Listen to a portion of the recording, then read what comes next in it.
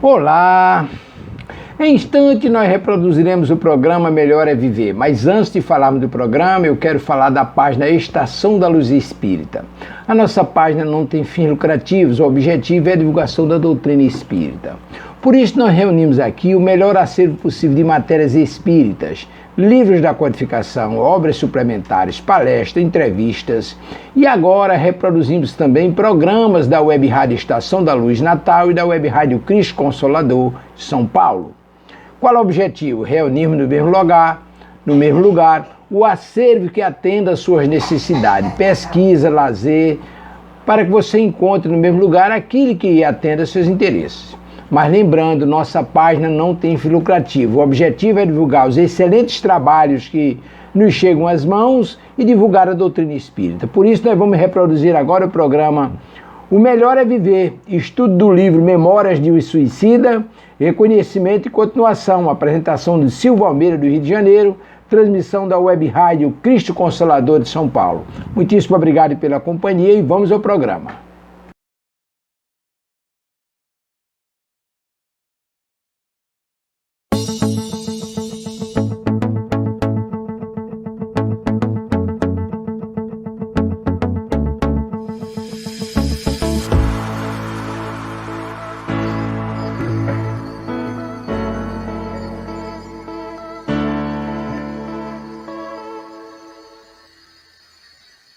Olá, queridas amigas e queridos amigos de Ideal Espírita.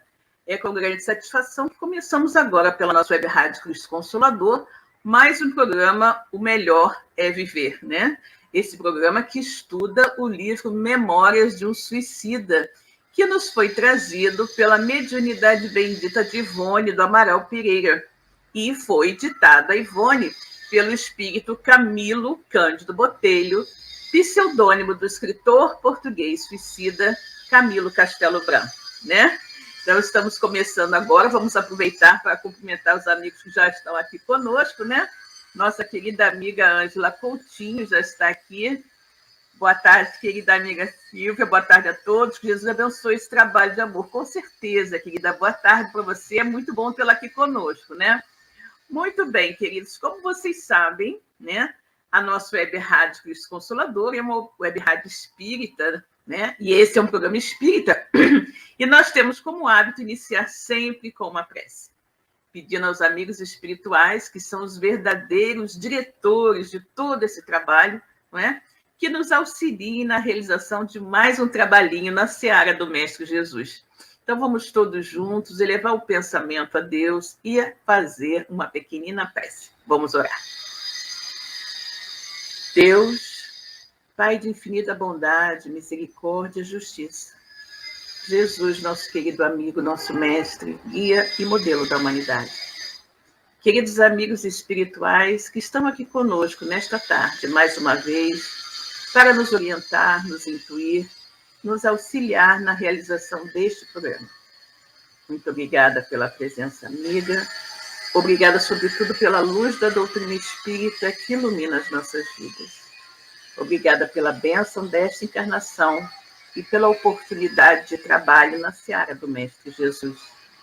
Que todos nós, encarnados e desencarnados, que estamos participando deste programa, possamos oferir o melhor dos ensinamentos, dos comentários, de tudo que será falado aqui na tarde de hoje.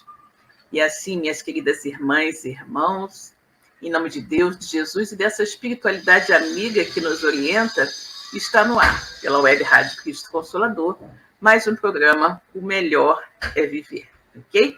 Bem, queridos, como sempre, né, nós preparamos a nossa ambientação com a leitura de um livro de poesias, né?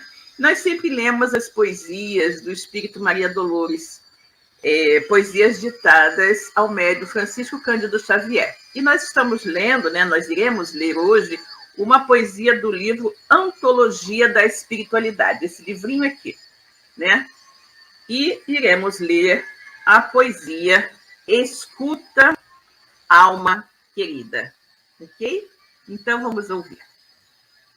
Escuta, alma querida, se alguém te apedrejou o coração, Não plantes ódio na alma contundida, nem planteis em vão.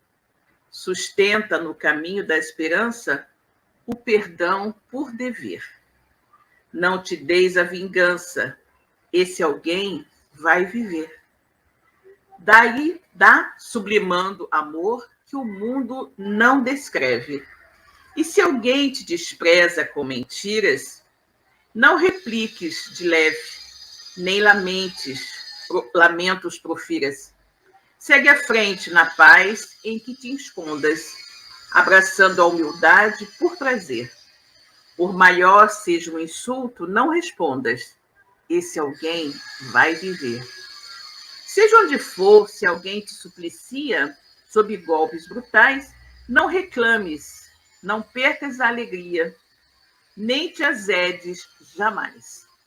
Acende a fé no peito sofredor e procura esquecer, infeliz de quem ri, na capa do agressor.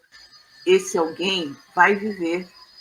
Escuta, alma querida, quem ofende ou se põe a revidar, atira fogo e lama à própria vida, compra fel e pesar, cultiva a compaixão serena e boa, envolve todo o mal em bem-querer. Ai daquele que fere ou que atraiçoa, esse alguém vai viver. Graças a Deus, né? Que lindo, né? Como sempre, Maria Dolores nos encantando com a sua poesia, né? Oi, Maria Isabel, minha querida, boa tarde. Que bom que você está aqui conosco, né? Muito bom. Bom, pessoal, nós estamos, né, continuando o estudo do caminho, do capítulo que fala o reconhecimento, né? Que é o capítulo 5 da primeira parte do nosso livro, o reconhecimento. E nós hoje vamos retomar a nossa leitura do pedacinho que fala assim: Belarmino de Queiroz e Souza, que, como sabemos, era individualidade portadora de vasta cultura, ok? Vamos, então, continuar daqui e ver o que vai acontecer, né? Então, vamos lá. Belarmino de Queiroz e Souza, que, como sabemos, era individualidade portadora de vasta cultura intelectual, além de ser adepto das doutrinas filosóficas de Augusto Comte, foi convidado, dentre outros, que depois receberam o privilégio, a subir ao estrado onde se realizaria a formosa experiência instrutiva. Devemos observar que irmão Teócrito tomava parte em tão delicada cerimônia como presidente de honra, lente insigne dos lentes em ação, né? Lembra que nós estávamos, eles foram convidados para uma reunião, não é? Que o Jerônimo Silveira não quis ir, e aí chegou finalmente lá o dia da reunião, né? Então eles estão lá reunidos e tudo mais, né? E ele está dizendo que o Belarmino, que era uma pessoa, né, de muita cultura, ele foi convidado, dentre outras pessoas que foram convidadas para a reunião, para que subissem, né? Para que subissem lá ao estrado, onde iria se realizar a experiência instrutiva, né?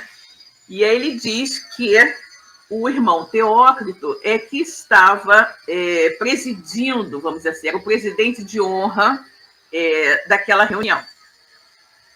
Colocaram o ex-professor de línguas à frente do aparelho luminoso que despertara nossa atenção à chegada, ao qual ligaram-no por um diadema preso a tênues fios que se diriam cintilas imponderáveis de luz. Lembra que eles viram, né, que lá tipo no final assim do local onde eles estavam tinha um painel, tipo um telão, não é? Então ele diz que aí o Belarmino ele foi colocado em frente, né, a esse aparelho luminoso, né, que tinha despertado a atenção de todos eles, né, e foram ligados ao Belarmino, né, uma espécie de diadema, né? Com alguns fios que pareciam serem filetes de luz, não é? E aí ele continua. Enquanto Alcestes o ligava, Romeu informava-o em tom assaz grave de que conviria voltar-se alguns anos passados de sua vida, coordenando os pensamentos a rigor, na sequência das recordações e partindo no momento exato em que a resolução trágica se apossara das suas faculdades, né? Então, ele manda que o Belarmino comece a recordar, né, as coisas da sua vida pretérita e que ele fosse, de repente, até o momento em que a ideia nefasta do suicídio se apossou das faculdades mentais dele, né? Para que tal conseguisse, auxiliava-o revigorando sua mente com emanações generosas que de suas próprias forças extraía, né? Então, pelo trabalho que eles vão fazer, eles vão recordar, né? Ele diz aqui, recordar, ele assim, voltasse alguns anos passados da sua vida, né? Coordenando, organizando os pensamentos e tudo mais, né? Organizando toda a sequência de fatos e partindo do momento exato em que ele havia tomado a resolução do suicídio, né? E aí o Alceste ajuda o Belarmino, né, a fazer essa retrospectiva, né, emanando para ele vibrações, forças sutis, né, que extraía dele mesmo para auxiliá-lo. Belarmino obedeceu passivo e dócil a uma autoridade para que não possuía forças capazes de desagradar. Ou seja, os auxiliares Romeu e Alceste estavam muito incisivos nas colocações, né? Eles eram muito firmes, eram amorosos, mas firmes. Então, quando Alceste determinou que Belarmino retrocedesse na mente, lembrando dos fatos pretéritos, o Belarmino não titubeou e efetivamente obedeceu à determinação de Alceste, né? E recordando, reviveu os sofrimentos oriundos da tuberculose que o atingira, as lutas sustentadas consigo mesmo ante a ideia do suicídio, a tristeza inconsolável, a veraz agonia que se apoderara de suas faculdades em litígio entre o desejo de viver e o medo da moléstia impiedosa que avassalava sua organização física, supliciando-o sem tréguas, e a urgência do suicídio para, no seu doentio modo de pensar, mais suavemente atingir a finalidade a que a doença o arrastaria sob atrozes sofrimentos. Então, o que aconteceu aqui, gente? O Belarmino, ele contraiu tuberculose, né? Contraiu tuberculose, ficou muito triste com isso, né? Naquela época, normalmente, as pessoas que contraíam tuberculose vinham a desencarnar, né? E desencarnavam passando assim dores, tendo sofrimento muito grande. O Belarmino não queria passar por essas dores decorrentes do processo da tuberculose, né? Queria efetivamente levá-lo a óbito. Mas ele queria continuar vivendo, só que não queria passar por aquilo. Como ele estava com a tuberculose, ele estava certo, seguro que ele iria desencarnar. Mas só que ele iria desencarnar de uma maneira mais dolorosa, né? Lenta e dolorosa. E ele não queria isso, né? Então, já que ele tinha que desencarnar, no entender dele, que fosse uma coisa mais rápida, né? E aí ele começou a acalentar o desejo do suicídio, né? E aí vamos lá. A proporção que se aproximava o desfecho, porém, o filósofo contista esquivava-se, recalcitrando a ordem recebida. Ou seja, ele recuou no tempo, a ordem do Alceste é que ele recuasse no tempo e fosse lembrando, até chegar o momento do suicídio. Mas só que conforme as memórias dele iam chegando no momento do suicídio, ele ficava meio se esquivando de lembrar disso, né? Embora ele tivesse recebido essa ordem do Alceste para lembrar de tudo, né? E aí o que aconteceu com ele? Suores gelados, como lhe banhavam a fronte ampla do pensador, onde o terror mais e mais se acentuava, estampando expressões de desespero a cada novo arranco das dolorosas reminiscências. Ou seja, conforme ele ia se lembrando, né, ele ia ficando mais e mais desesperado, porque se aproximava o momento em que ele iria lembrar do ato do suicídio. E ele não queria, né? Ele queria fugir daquela recordação. Entretanto, o que mais surpreendia era que na tela fosforescente a qual se ligava, iam se reproduzindo as cenas evocadas pelo paciente.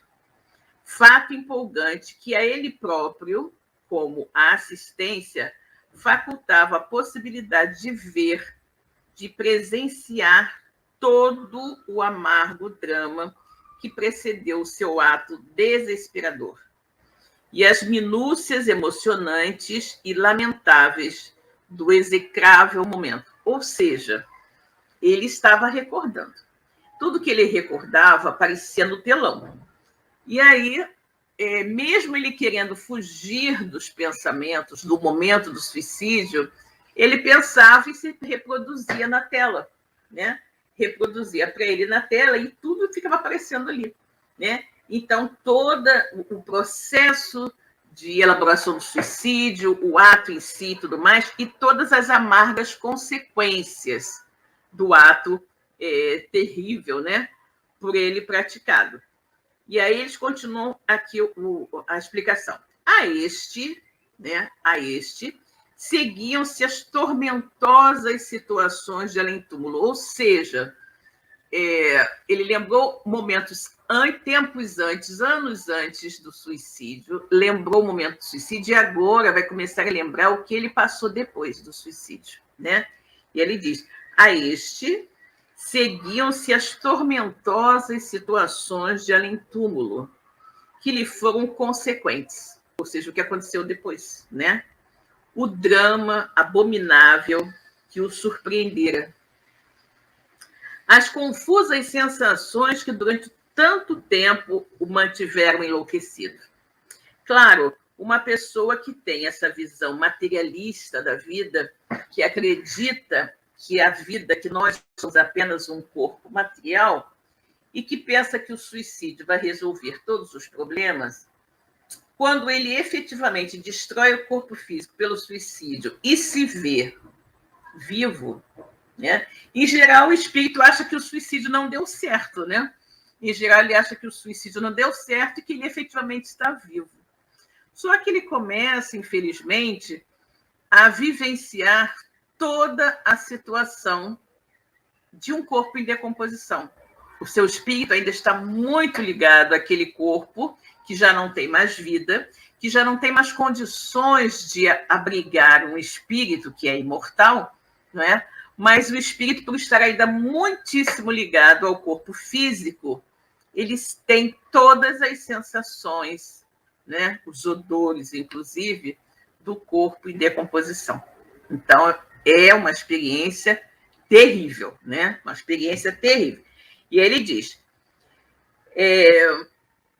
lembrando, né, as confusas sensações que durante tanto tempo o mantiveram enlouquecido, né? Ele estava completamente perturbado após o suicídio, né? Enquanto o primeiro operador auxiliava o paciente a extrair as recordações próprias, o segundo comentava-as, explicando os acontecimentos em torno do suicídio, antes e depois de consumado, como um emérito professor a elucidar ignários em matéria indispensável. E aí o que acontece? Os dois, né, Romeu e Alceste, ficaram, um estava ali, né, operando a máquina, operando toda a parte ali tecnológica, vamos dizer assim, e o outro, né, observava o que se apresentava ali no telão e ia explicando o que havia acontecido, né? Explicando com toda a paciência o que se dava naquela situação.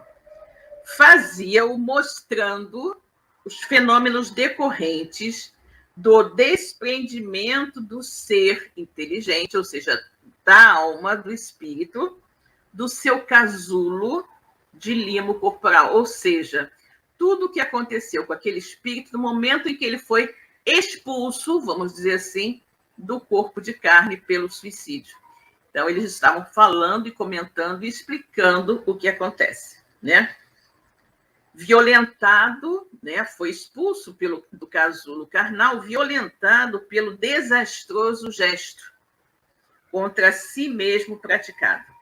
Assistimos assim, ele vai nos explicando, né? Assistimos assim a surpreendente e inglória odisseia vivida pelo espírito expulso da existência carnal sob sua própria responsabilidade. Então, tudo que aconteceu com o Belarmino, né, com o espírito do Belarmino, depois que ele foi expulso do corpo físico, né, por ele mesmo, né, pelo próprio Belarmino, e aí ele vai colocando ali tudo que foi visto, né, e aí ele fala, então ele estava sendo visto a esbater-se como louco a revelia da lei que ele violou, a lei divina que foi violada com o suicídio, né? Presa dos tentáculos monstruosos de sequências inevitáveis, criadas pela infração a um acúmulo determinante e harmonioso de leis naturais, sábias, invariáveis, eternas, né? E aqui ele está dizendo justamente que ele cometeu aquele ato e ficou, né, extremamente desequilibrado, né, se debatendo naquela situação daquele corpo físico ainda agarrado a ele saindo do corpo físico, aquela situação de desespero provocada por ele mesmo com o ato do suicídio, né?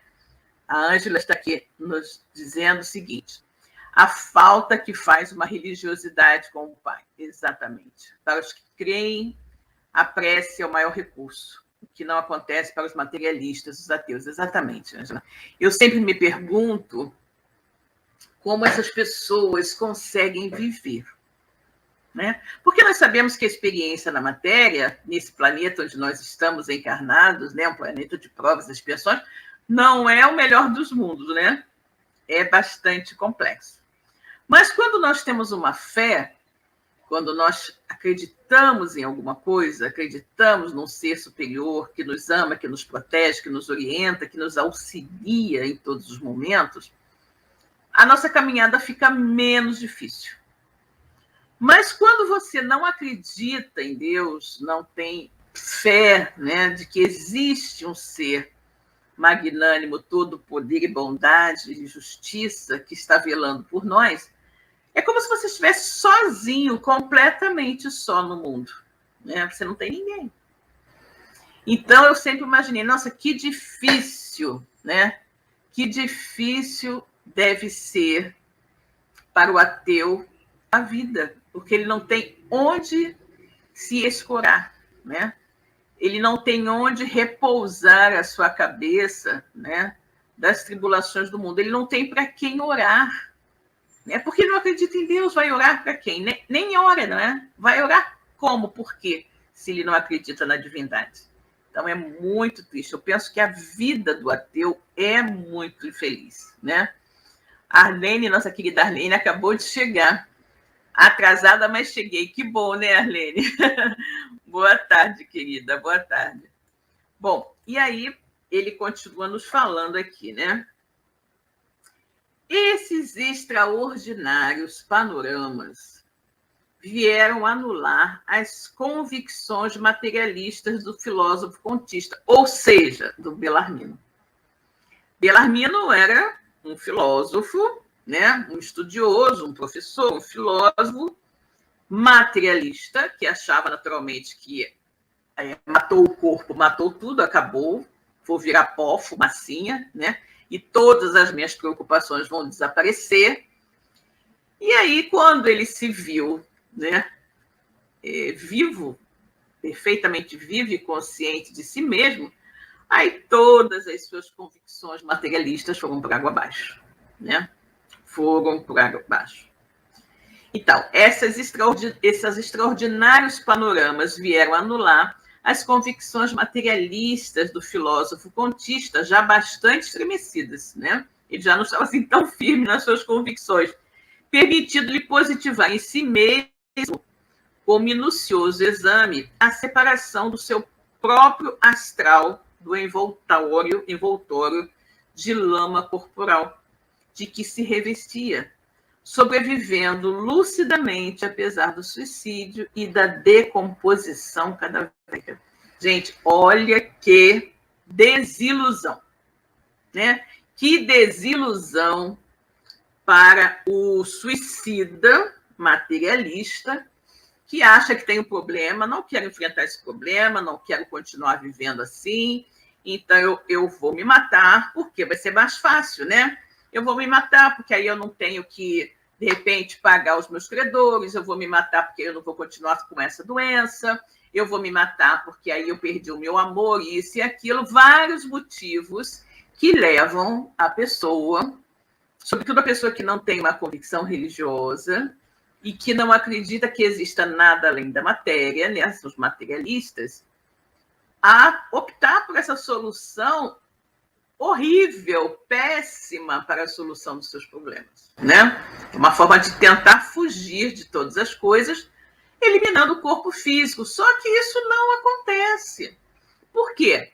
Porque nós não somos essa vestimenta de carne. Esse corpo de carne, apenas que reveste o nosso espírito, é apenas, como eu disse, uma vestimenta, né? Uma vestimenta, porque a nossa individualidade, quem nós somos verdadeiramente, é o espírito que vai utilizar essa vestimenta enquanto ela for útil, enquanto ela estiver utilizável. Mas se você destrói a sua vestimenta de carne, você não tem mais como permanecer aqui na matéria. Mas você vai continuar vivo no plano espiritual. E, em virtude do ato de desrespeito à lei divina, de desrespeito às leis de Deus, e de você ter destruído algo que efetivamente não lhe pertence, porque esse corpo nos foi emprestado por Deus, para que nós vivêssemos e fôssemos nos purificando espiritualmente, ou seja, purificando, burilando o nosso espírito imortal que está aqui guardadinho dentro desse corpo, né? Quando a gente age dessa maneira, destruindo, de uma certa forma, o que não nos pertence, né? Nós vamos ter que responder por isso, né? Responder terrivelmente por esse ato, né? Por esse ato de rebeldia contra a lei divina, né? E aí você pensa que vai perder a sua lucidez, que você vai deixar de existir, que vai virar fumaça, pó, o que seja, só que não acontece nada disso. Você continua exatamente a mesma individualidade, com a sua consciência de si mesmo, né? Com todos os seus, todas as suas preocupações, as suas amarguras, as suas tristezas, só que acrescido e muito de todos os tormentos relativos ao espírito suicida, que nós já vimos aqui, né? São as necessidades normais do corpo encarnado que o suicida continua sentindo, fome, sede, frio, calor, não é? A dor, a sensação terrível daquele momento em que ele eliminou o seu corpo físico, ou seja, se foi um tiro na cabeça, fica sentindo aquela dor, se foi afogamento, ele fica naquele desespero o tempo todo, querendo se salvar do afogamento, se foi enforcamento, o que quer que tenha sido, se foi veneno, todo aquele momento crucial que antecedeu o desprendimento do espírito do corpo que foi assassinado, né? Pelo próprio espírito, toda essa dor e sofrimento continua sendo vivenciado pelos espíritos suicidas, né? Então, é algo muito, muito complexo. Ou seja, aquela ideia de que foi rapidinho e passa, não é verdade. Isso não é verdade. Então, ele continua aqui. Por esse eficiente quão singelo método, a grande maioria da assistência pôde compreender a razão da ardência indescritível dos sofrimentos pelos quais vinha passando, das sensações físicas atormentadoras que perduravam ainda, as múltiplas perturbações que impediam a serenidade ou o esquecimento que erroneamente esperara encontrar no túmulo, né? E ele diz que, através daquele telão, todo mundo que estava ali, não apenas o Belarmino, que estava lembrando o seu momento crucial do desencarne, mas os outros estavam assistindo. E aí eles entenderam, né, a inutilidade do ato para se livrar dos problemas, se livrar da dor. Porque simplesmente não adiantou nada, eles apenas destruíram a roupa. É a mesma coisa, se você está vestido, né, está aí com o smoking, né, está aí com terno ou um belo vestido, se o seu vestido rasga, se o seu smoking se perde, né, não tem importância, o seu corpo continua inteirinho e você continua tão lúcido quanto antes, sabendo quem você é, o que você está fazendo, o que está acontecendo. Aquela roupa não presta mais, mas você continua o mesmo. É exatamente isso. É exatamente isso. Então, é a constatação da inutilidade do suicídio, da inutilidade da destruição do corpo físico para fugir dos problemas. Nós não conseguimos fugir. Nós só tornamos os nossos problemas muito piores, né? A Arlene está aqui nos dizendo o seguinte: quem não crê na vida após a morte vive sem sentido algum, não entende os percalços pelos quais passa na Terra e daí o desespero. Com certeza, né? Com certeza. Todo espírito que acredita, né? Todo aquele que acredita que só existe matéria, né? E não que exista um espírito imortal que habita esse corpo e que está passando uma experiência momentânea aqui na carne, tenta fugir dos problemas dessa maneira. E aí se decepciona, né? Porque no final não é nada do que ele pensava. Tormentos multiplicados após suicídio. Com certeza, multiplicados e muito multiplicados, né? Muito, muito, muito. E aí ele continua. Entre outras observações levadas a efeito, merece especial comentário pela estranheza de que se revestia o fato de todos trazermos pendentes da configuração astral, quando ainda no Vale, né, no Vale dos Suicidas, fragmentos reluzentes, como se de uma corda ou um cabo elétrico arrebentados se desprendessem estilhos dos fios tenuíssimos que os estruturassem, sem que a energia se houvesse extinguido, ao passo que explicavam os mentores residir em tão curioso fenômeno toda a extensão da nossa acrimoniosa desgraça, porquanto esse cordão, pela morte natural, será brandamente desatado, desligado das afinidades que mantém com o corpo carnal, através de caridosos cuidados de obreiros da vinha do Senhor, incumbidos da sacrossanta missão da assistência aos moribundos, enquanto que, pelo suicídio, é ele violentamente despedaçado. E o que é pior, quando as fontes vitais, cheias de seiva para o decurso de uma existência às vezes longa, ainda mais o solidificam, mantendo a atração necessária ao equilíbrio da mesma. Gente, o que ele está dizendo aqui? Alguém já teve uma oportunidade de ver, mesmo que em filmes e coisas assim, quando um fio de alta tensão arrebenta por algum motivo e cai na rua, aí o fio fica sacudindo, né? Porque ele está energizado, então ele fica sacudindo, né, sozinho, se mexendo sozinho e lançando uma espécie de fagulhas, né, elétricas do fio, né, até que chegue alguém, né, da companhia de luz e desligue a energia e o fio então vai ficar inerte no chão, né?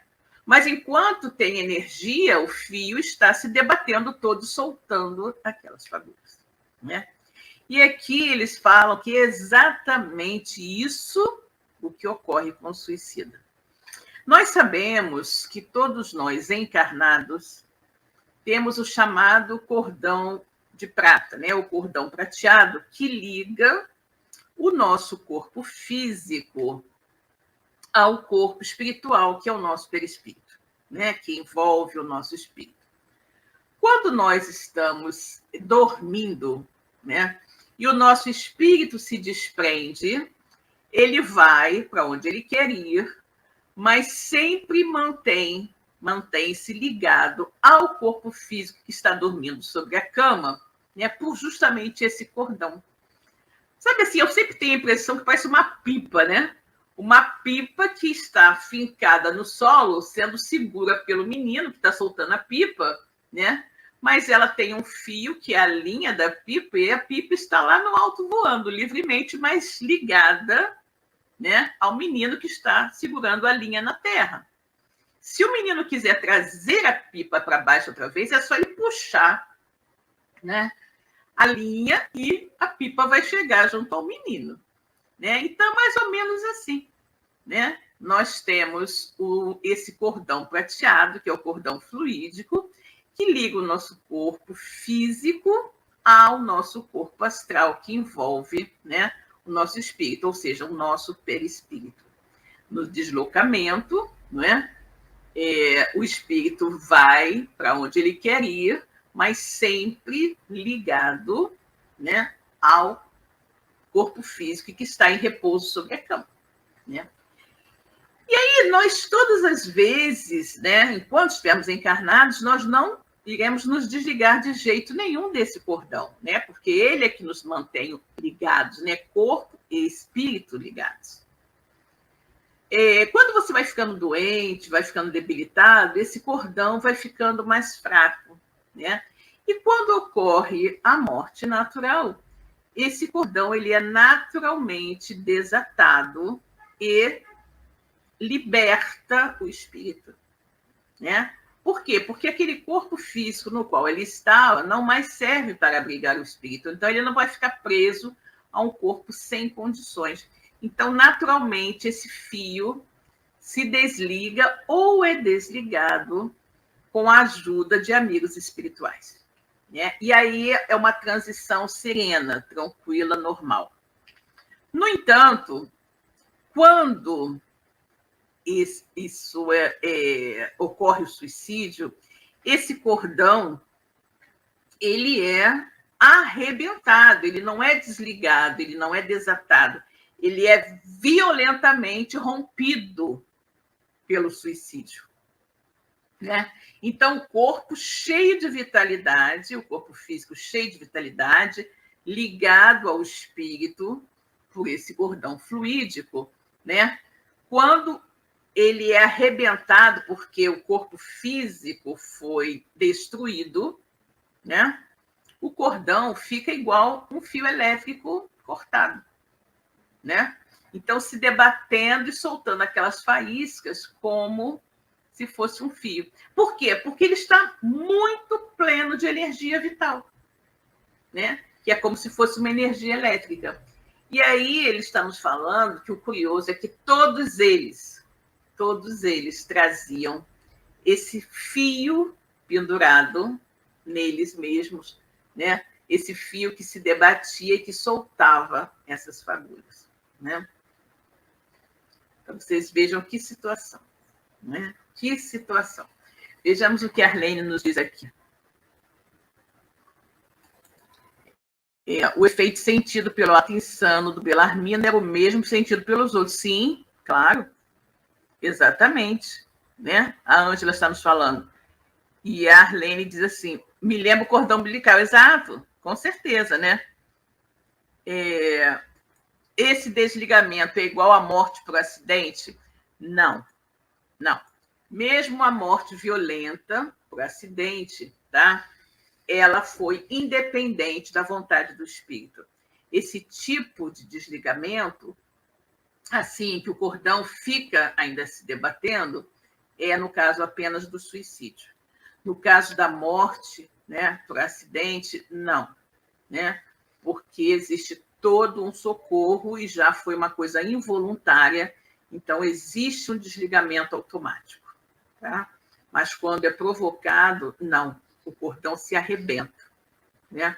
Quando a morte é natural, mesmo que por acidente, onde você não teve menor culpa, né? Você não provocou aquela morte para se livrar do corpo físico, o desatamento, né? daquele cordão é feito de forma natural. Embora muitas vezes o espírito ele ainda permaneça perturbado em virtude da violência do fato, né? Foi para ele assim muito inesperado. Uma pessoa, por exemplo, que está num avião e de repente o avião cai. Ninguém esperava morrer naquela viagem, né? Então, se ocorre aquilo para o espírito é uma situação assim bem, digamos, complexa, né? Mas não é uma situação de confusão, né? E de perturbação, como é o caso do suicídio. Tá? O suicídio é a pior situação que você pode colocar. E mesmo porque, em casos de acidentes, sobretudo nessa situação assim, de acidentes coletivos, não é? Existem muitos espíritos que acorrem para socorrer aqueles espíritos, né? Para orientá-los, para levá-los de imediato para os hospitais e tudo mais, ok? Então, é assim que funciona. Com o suicídio, tudo é ruim, né? Tudo que acontece com o suicida é ruim do início ao fim, né? O tempo todo. E aí ele continua aqui falando, né? Ora, diziam-nos que, a fim de nos desfazermos do profundo desequilíbrio que semelhante consequência produzia em nossa organização fluídica, ou seja, no seu corpo perispiritual, né? Não se falando aqui da desorganização moral, porventura ainda mais excruciante. Ele está falando da desorganização, digamos assim, semimaterial, né? Que era do corpo fluídico. Ele não estou falando da questão moral, não, que não era pior, né? E aí ele diz: ser-nos-ia indispensável voltar a animar outro corpo carnal, visto que, enquanto não o fizéssemos, seríamos criaturas desarmonizadas com as leis que regem o universo, a quem indefiníveis incômodos privariam de quaisquer realizações verdadeiramente concordes com o progresso. O que acontece? Eles haviam interrompido de forma violenta pelo suicídio a sua marcha evolutiva. Né? É aquilo que eu falei, o suicida, quando ele faz isso, ele está cometendo um ato terrível de violação da lei divina. Porque todos nós fomos criados simples e ignorantes e Deus nos dá inúmeras encarnações para que a gente vá se brilhando, se tornando melhor, aprendendo, crescendo, evoluindo. Né? Então, quando você comete o suicídio, você interrompe violentamente aquela existência que Deus nos deu para evoluir. E aí você danificou o seu corpo físico, né? Destruiu o corpo físico, consequentemente danificou o seu corpo perispiritual, que é o molde do seu será o molde do seu futuro corpo físico, né? E a sua caminhada evolutiva para. Ela se interrompe ali.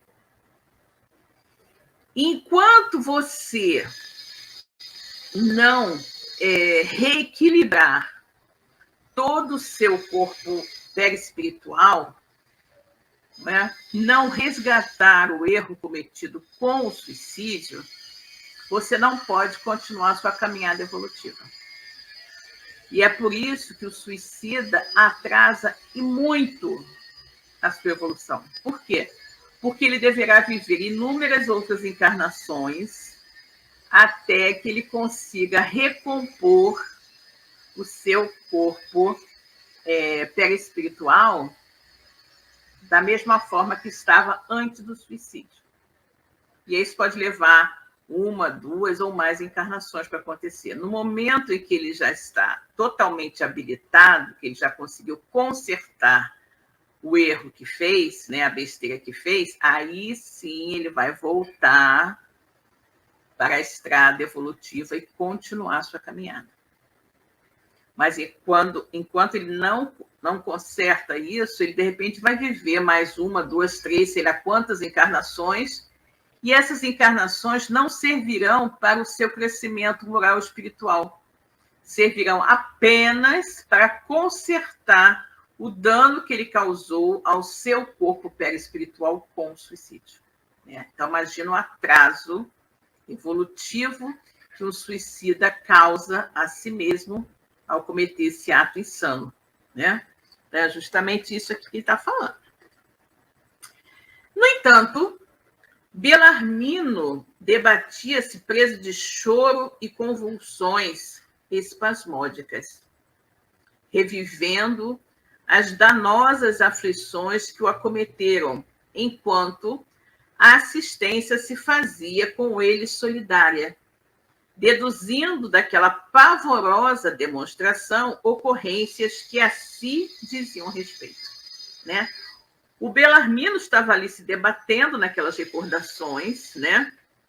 E revivendo tudo aquilo, e os assistentes estavam ali de acordo com as coisas que ele estava passando, né? Aquelas convulsões e tudo mais, eles conseguiam, né, ir deduzindo o que ele tinha feito. Né? Comentava, porém, o instrutor. Poderíamos observar, meus amigos, que justamente porque o homem desejou furtar-se a existência, ou seja, fugir da vida planetária pelas enganosas escarpas do suicídio, ou seja, pela porta enganosa do suicídio, não se eximiu absolutamente de nenhuma das amargurosas situações que o desgostavam. Antes acumulou desditas novas, quiçá mais ardentes e pungitivas. A bagagem dos males que dantes o afetavam, os quais seriam certamente suportáveis se educação moral sólida, estribada no cumprimento do dever, lhe inspirasse as ações diárias. Exatamente. O que ele diz aqui? Que, assim como Belarmino, todos os suicidas, né, quer fugir, né, de um problema.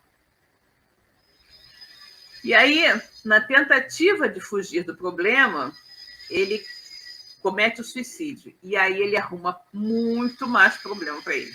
Né? Muito mais problema e por um longo tempo.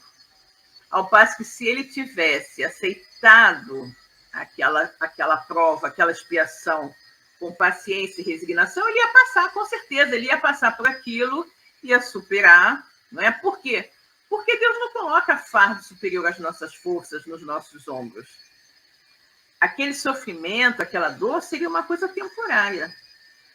Mas depois a gente, vida que segue, a gente ia seguindo em frente. Mas a partir do momento em que você tenta fugir da prova, aí você atrai para cima de você mesmo uma série de problemas decorrentes do suicídio. Então, o suicídio realmente é a pior solução que alguém pode encontrar para os seus problemas, né? É algo assim terrível, lastimável mesmo, né? E aí ele continua, né?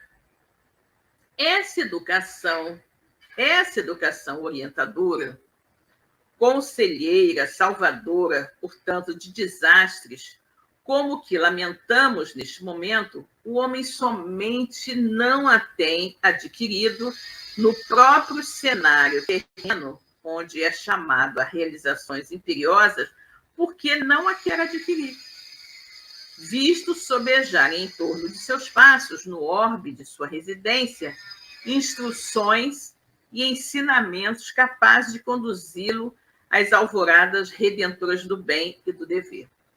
Então, aqui Camilo nos diz que nós só não recebemos essas orientações se a gente não quiser, porque existem por aí muitas orientações, mas cabe a cada um querer acatá-las ou não, não é? Por exemplo, a pessoa que tem um amigo, né? E aí a pessoa tem essa convicção, conhece todas essas situações da vida após a vida e explica para esse amigo. Aí ele não dá vazão, não dá atenção, não quer saber de nada, né? E aí, como é uma pessoa materialista, um dia tem um problema, ele resolve se matar. Essa pessoa teve acesso a essas informações? Teve. Só que ela não quis saber, né? Ela não valorizou. Então, aí ele vai ter o problema, né? Porque teve o conhecimento e não valorizou. Preferiu acreditar que não existia nada após a vida, né? O incauto, né? O incauto viajeiro terreno, porém, há preferido sempre, né? Os homens aqui da Terra sempre preferiram desperdiçar oportunidades benfazejas proporcionadas pela divina providência, com vistas ao seu engrandecimento moral e espiritual, para mais livremente englobar-se às sombras insidiosas das paixões mantenedoras, dos vícios e desatinos, que o impelem a irremediável tombo para o abismo. Ou seja, é aquilo que eu comentei, né? Ninguém quer saber de burilar o espírito, ninguém quer saber de preparar o espírito para a verdadeira vida. Todo mundo acha que a vida é isso aqui na matéria, que a vida é uma só, né? Que a vida é uma só, que você tem mais é que aproveitar, né? A vida, você ter mais posições sociais, dinheiro, gozos, né? E nem se preocupa com a vida espiritual. E aí, se alguma coisa não dá certo na sua vida material, você acha que se você fugir da vida material, você está livre de todos os problemas. Só que não existe fuga da vida. Ninguém foge da vida, porque essa centelha divina que habita dentro de nós, que é o nosso espírito, não morre nunca. Ele não vai mais poder ficar naquele corpo, mas ele continua vivo. Como eu sempre falo, com a sua individualidade, com a sua personalidade, com as suas dores e com as suas alegrias, né? Com os seus afetos e os seus desafetos. Então, efetivamente, é uma coisa absolutamente inútil tirar a própria vida achando que resolve algum tipo de problema, né? No torvelinho das atrações mundanas, como no embater das provações que o excruciam, ao choque das vicissitudes diárias, inalienáveis ao meio em que realiza as experimentações para o progresso, como na fruição das doçuras fornecidas pelo lar próspero e feliz, jamais ao homem ocorre quaisquer esforços empreender para a iluminação interior de si mesmo, a reeducação moral, mental e espiritual, cuja necessidade inapelavelmente se impõe ao porvir, que seu espírito será chamado a conquistar pela ordem natural das leis da criação. Ou seja, aquilo que eu falei, né? O homem, naquela volúpia de viver os prazeres da vida material, nunca se importa em trabalhar o espírito, em burilar o espírito, em melhorar o espírito. E aí, quando vem a desencarnação, ele não está preparado, porque ele acha que a desencarnação vai julgá-lo num mundo inexistente, no nada, só que o nada não existe.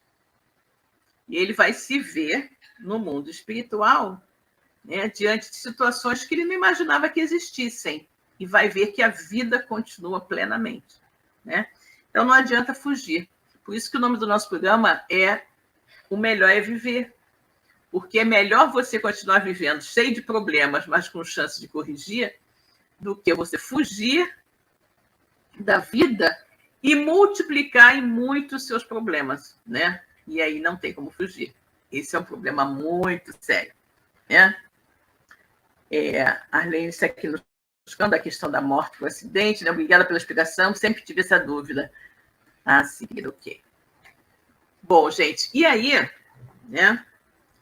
Ele chega aqui em outro ponto. Ele diz o seguinte, continuando a nossa leitura aqui, a nossa explicação. Ele nem mesmo, o suicida, nem mesmo compreende que possui uma alma dotada dos germes divinos, das sementes divinas, para a aquisição de excelentes prendas morais e qualidades espirituais eternas, germes cujo desenvolvimento lhe cumpre operar e aprimorar, através do glorioso trabalho de ascensão para Deus, para a vida imortal. Ignora ser justamente no cultivo desses dons que reside o segredo da obtenção perfeita dos ideais mais caros que acalente, dos sonhos venerados que suspira concretizar.